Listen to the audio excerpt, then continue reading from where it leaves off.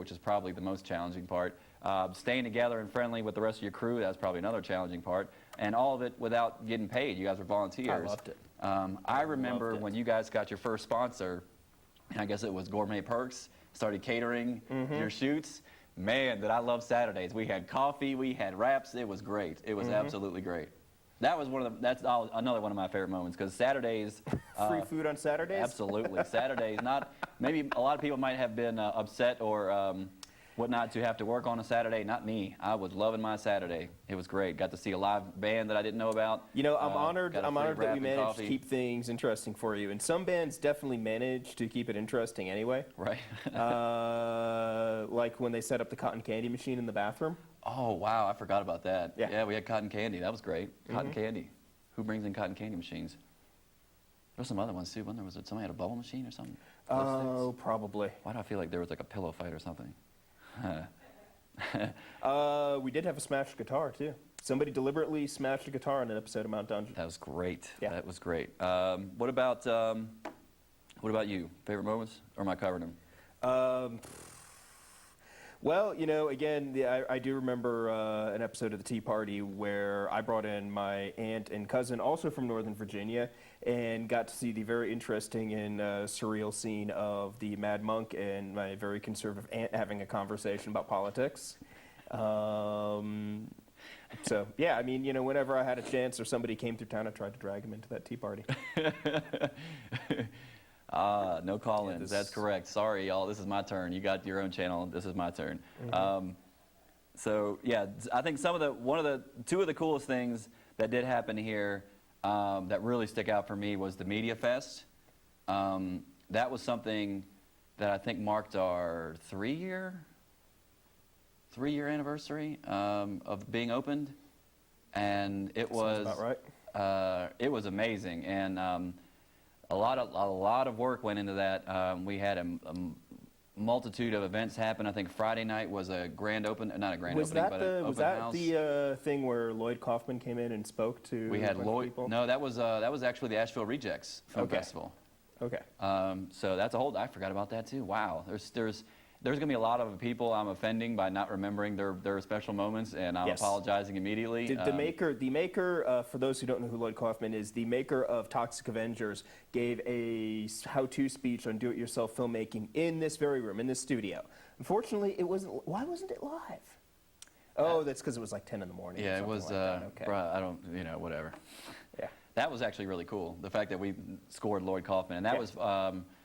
John Bennett and Sean, I'm going to murder his last name, Lukic, I think, who did Agency Films, was their company, and did the Asheville Rejects Film Festival, which was an alternative to the Asheville Film Festival because they didn't really have a whole lot of local filmmakers in there. A lot of people got rejected, so they came up with the idea of doing a Rejects Festival, and we got to be a part of that with some of the screenings, and then also they got Lloyd Kaufman, who was, I think, presented the Lifetime Achievement Award from them, and he did a kind of how-to, that was cool. That was really cool. But the Media Fest, we had an open house on Friday.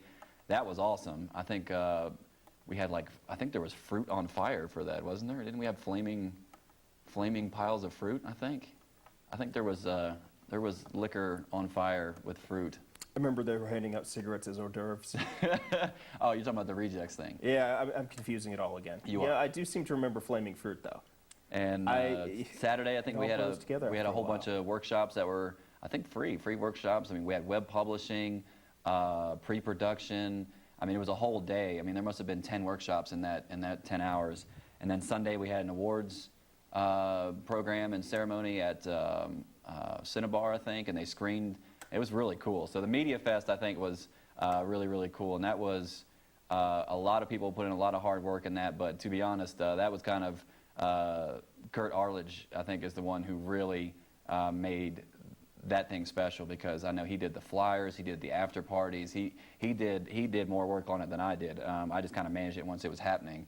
He did a lot to get that together, so big ups to Kurt, because that was really cool. The Media Fest, I enjoyed that, and I think a lot of people came in new to the facility because of that. What else? All right, well, we'll do a little tour here in a minute with, unless somebody else wanted to talk, or unless you got something. Nick. You got something to say? He's hiding now. People are hiding. So at this point, I would just to bring on a couple things that have happened. People may or may not know how much use Asheville and Buncombe County put into this media center. It's astounding, and I can tell you, I was looking at some of the numbers while this happened. It was we've had easily, of numbers we can track verifiably, we've had over 5,000 people in this media center. I think it's probably a lot more than that, but that's just from looking at classes and orientations and checkouts. That does not count people who are guests on other people's programs, so that number could easily be double. A lot of people have come through here. We've held over 570 classes. 570 workshops have happened here. That's amazing, and I did a lot of them. So that was kind of fun. Out of those 570 classes, we actually had 2,400 certified students and people. So people who came through the classes got certified in the equipment, whether it was Studio A, Studio B, Studio C, editing, field gear. 2,400 people came through our classes and workshops. And again, these are workshops you can't get anywhere else. You can't go to UNC Asheville and take a Studio A workshop. Let me show you how do you work the studio cameras and how do you go live and how do you do a call-in show. You can't do that stuff anywhere else. So 2,400 people took advantage of that in just under 5 years. So that's incredible. We definitely crossed 12,000 checkouts. By the end of this quarter, we were probably going to get 13,000. So by June. So 12,000 checkouts. A checkout is anytime somebody used the equipment, whether it's the field gear, Studio A, Studio B, Studio C, editing. 12,000 checkouts in just under 5 years is absolutely phenomenal. I'd be surprised to see anybody else our size putting any kind of numbers out like that. Over 900 projects were started. A project somebody has to start to be able to use equipment. They've got to talk to me and set up a project, and I got to know like what kind of show is it going to be, what the length of the show is going to be, when you expect to turn it in, etc. So 900 projects were started and completed here. That's phenomenal. And the other number I looked at was shows submitted, and this is another number that I know is not going to be fully representative of the programs submitted, because I think before Pat Garlinghouse, our executive director, got here, we weren't actually keeping track of the programs that were being aired properly. So this number could be slightly underrepresentative, but of the numbers we can keep track of, over 7,000 shows have been aired on this channel. That is amazing. 7,000 programs. Public access and other places, they'd be very, very happy to get half that amount of programming that we get. And so that's hats off to all the producers. If I've forgotten you by name, if I've forgotten your funny story, I apologize. It's been kind of a crazy week and certainly a crazy day. But obviously, 7,000 shows, a lot of people have been in here doing their program. So my hat's off to all the producers who are here doing that. And what's up, Nick? I just wanted to be on the last show. Well, I don't think this is going to be the last show. Or the last live show, I'm sorry. It may not even be the last live show. At this point, it's definitely going to be the last day of operations for a hot minute, as they are suspended indefinitely. But, so yes, it may or may not be the last live program out of this room. So I don't think it'll be the last show. I think this community understands and gets public access probably better than some of our detractors realize, and certainly better than anybody else in this state. So I think the genie's out of the bottle. Yeah. So I'm looking forward to whatever way this transforms. I think the people of this community know what public access is and are going to demand it. So we may have to go into a cocoon for a little while, so we can come out like a butterfly on the other end. No, I hope so. I mean, me and David and the rest of the board members are working on that. But it's a monumental task. What are you going to do? Well, starting to feel like Sisyphus a little bit, but the hill does end at some point. Yeah. And actually, this does allow me to segue a little bit into my special thanks section. Maybe I was going to do this. Maybe I was going to do this at the end, but I think right now is actually appropriate.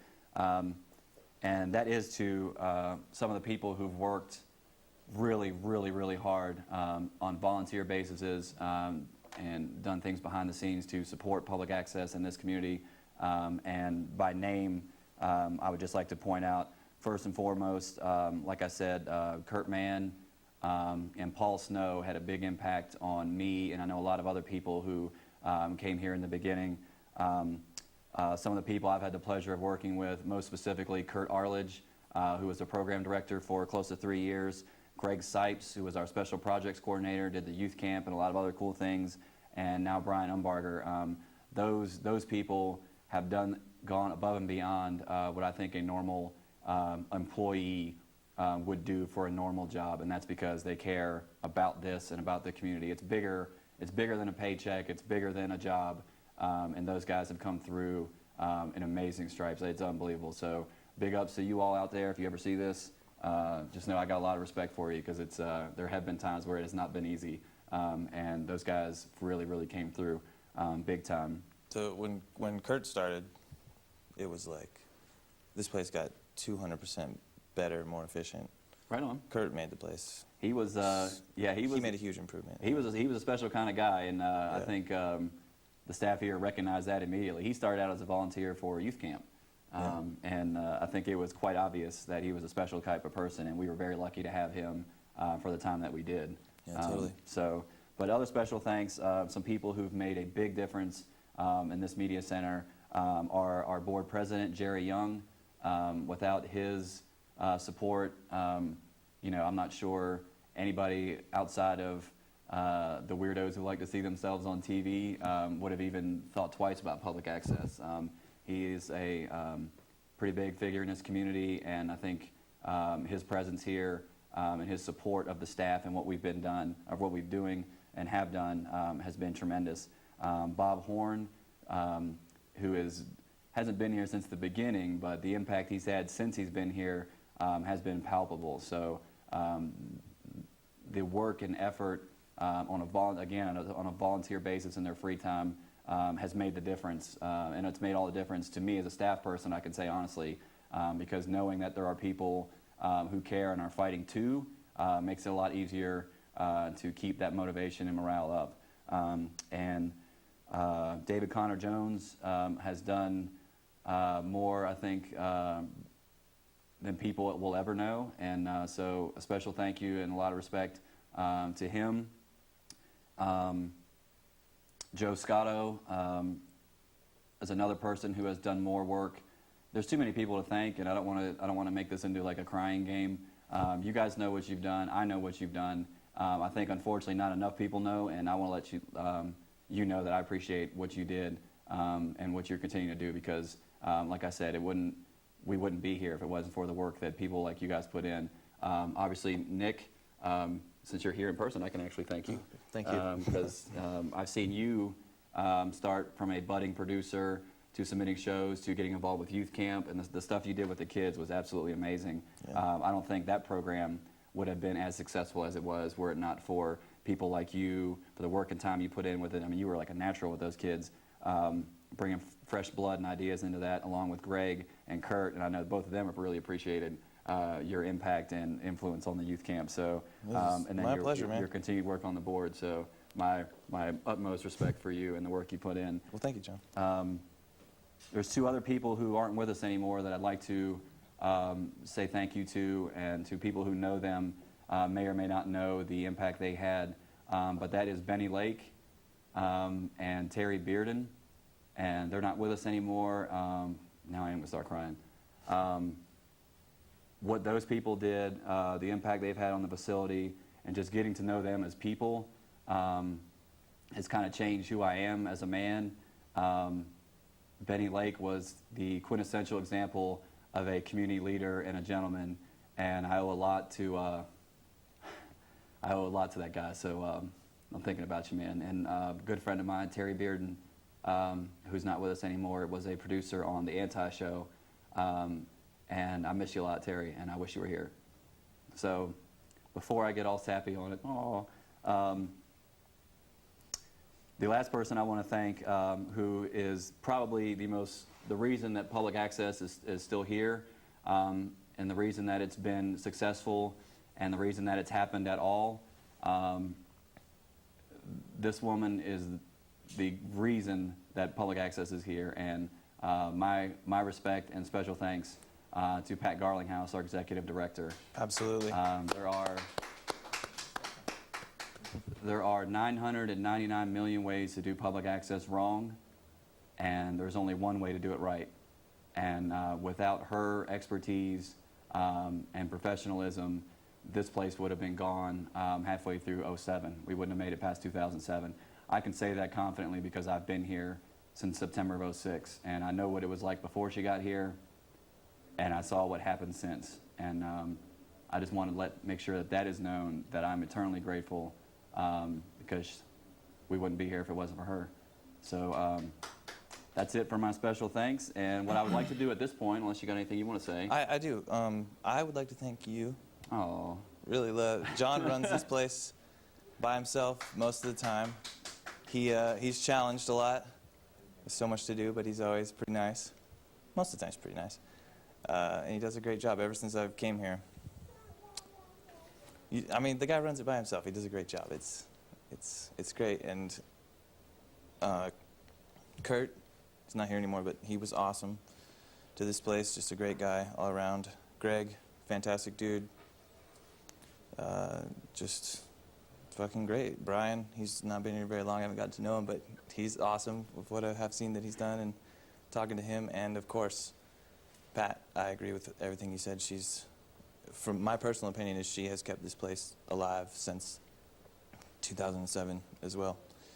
She gets a lot of scrutiny from the press and criticisms that I just think are just not fair, and it's terrible because she does so much for this place, and she's just has to take a lot. I think most people will never know the true story until maybe I write the book, and I will name Right. names, all you haters out there. So at this point, what I would like to do, obviously, I want to thank the producers because there's too many of you guys to name by name. There's some people that are in here right now. If I start doing it, well, I'm not going to be able to finish the show and do it the way that I want to. So you know who you are. I'm looking at all of you that are here and all of you that aren't here. Without the producers, none of this is possible. Without you guys coming out here week in and week out, making your shows, paying the gas money to get here, paying for your tapes, trying to find guests, trying to get your annual producer fee paid. Without the time and effort that you guys put in, none of this means anything. This is all just stuff in a room. This is nice equipment. It works really good, but only if people are using it. And man, are you guys using it. So at this point, I will like to take, we're going to go for a little ride here. We're going to take camera one into the, we're going to see if we can hopefully don't rumble over some cables here.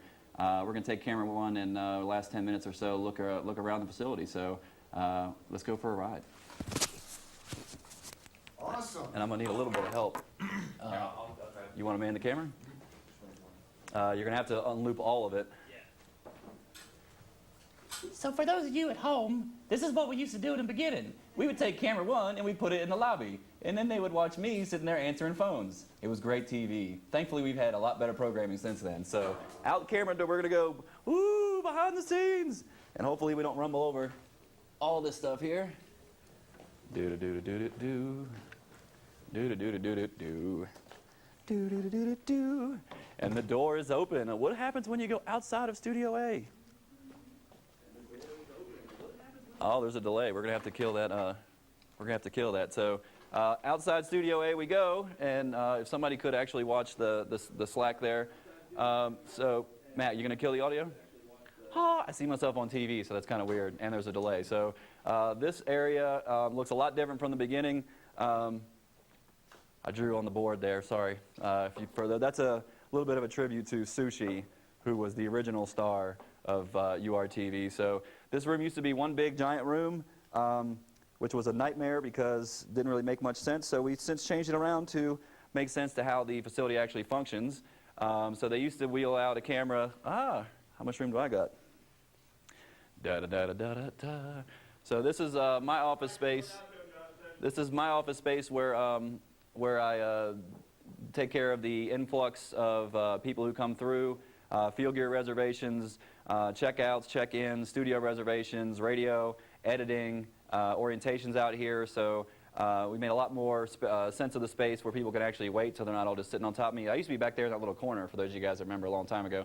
So I used to be back there in that little corner, and that's how that rolls. So Matt, you want me to switch to the other mic? Sure. All right. Well, this is how good we are. How much time we got? Like 6 minutes. 7 minutes. It's not that kind of a show, y'all. Calm down. 10 minutes plus change.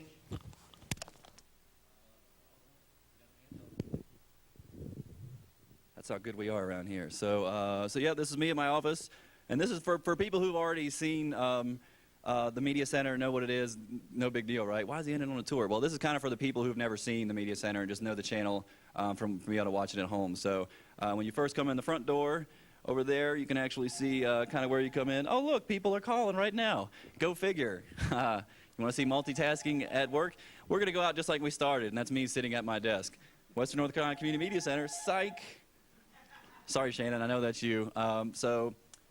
This is kind of where most of the interaction happens. Our field gear cabinet, this is where we keep our equipment. That can be checked out. We have lots of cameras. Well, we used to have lots of cameras. We're down to 6 that work. Tripods, 3 different kinds of cameras here, a whole host of equipment that can be used, lighting kits, flex fills, bounce cards, boom poles, shotgun mics, XLR cables, lapel microphones, mixer, headphones, stop calling, headphones, warm cards, wireless mics. We have 2 wireless lapels and a wireless handheld.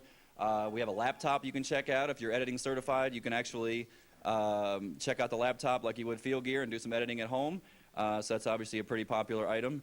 So this is the lobby. Thank you. Looks like we're down to the last 10 minutes. So I wonder if we can actually get all the way down. Let's see. I-Chain people are watching. I'm announcing that out loud. All right. Well, go ahead and ask your question now. Now's your time to ask your question. And actually, I'm going to see. This may or may not reach all the way down. Let's go for a trip down the hallway. How far can we go? Is that it for my mic? Maybe I should grab the other mic. So maybe you can see Studio C down there. I'll be right back off camera. Thank you, sir.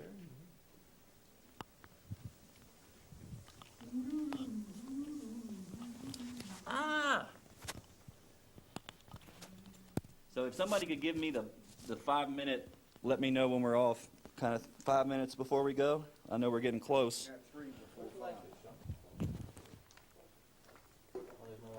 So,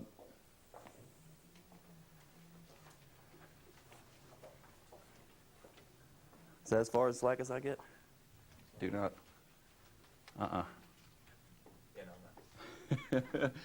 So this is Studio C. I hope you guys can hear me. That's as far as I can go. This is Studio C. This used to be actually an editing suite. We used to have 2 private editing suites, and we didn't do that anymore because it didn't make much sense. We could use the space a lot better. So this is actually for the internet radio.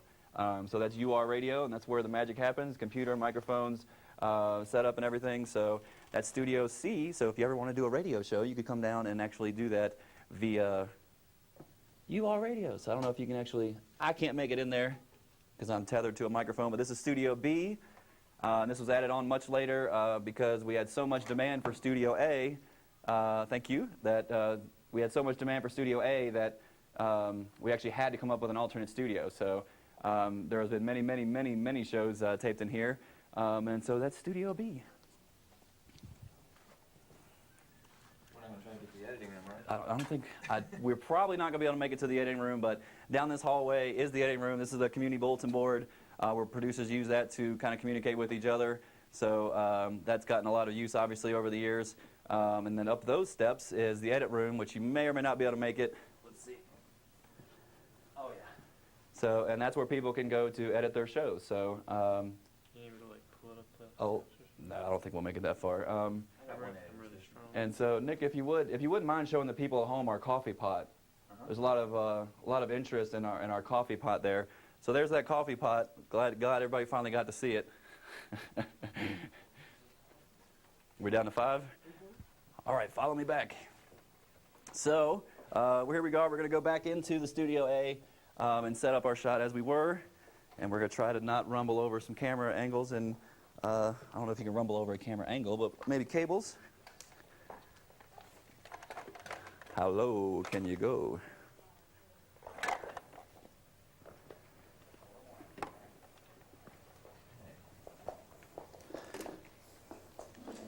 Not yet. Da-da-da-da-da. So, dun, dun, dun, dun, dun, dun, dun, dun. All right, so it looks like we're down to the last 5 minutes of the program. And had I thought about this and planned it a little bit better, I may have had something more cool to show you all, but since it was all kind of last minute, and I'm actually supposed to be volunteer working right now and doing other things, I just want to say that it has been an honor and a privilege to be a part of this experience at the Media Center and serving this community. Living in Asheville and Buncombe County kind of changed my life, and I was very much looking forward to some way to be able to give back, and having a community media center gave me that opportunity to be able to give back to this community. So I wanted to say thank you to all the viewers and anybody who's done a show here or come through these doors, anybody who's been an integral part or even a auxiliary part of making this happen and making it what it is. You have my eternal gratitude. And I think we're going to end this show, the last 5 minutes, to show you what happens when you don't have support from your local community leaders. Because, again, we can talk about what support is. So I'm actually going to take my microphone off, and we're going to end this show just like we started it. Except this time the fish bowl's empty. Good night.